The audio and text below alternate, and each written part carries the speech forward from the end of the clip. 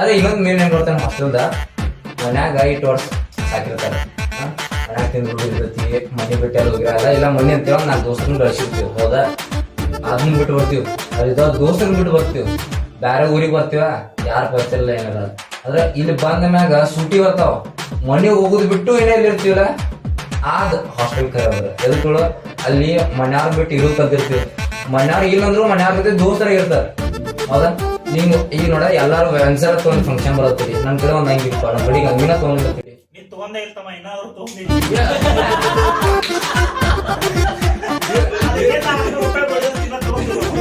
ಆಮೇಲೆ ಒಟ್ಟು ದೋಸ್ತರ ಕಡೆ ಡ್ರೆಸ್ ಇಸ್ಕೋದೇನ, ಊಟಕ್ಕೆ ಹೋಗೋದೇನ, ಅವಂಗೆಲ್ಲ ಹಾಸ್ಟೆಲ್ ಬಿಟ್ಟು ಊರ್ ಬಿಟ್ಟು ಎಲ್ಲಾ ಬಿಟ್ಟು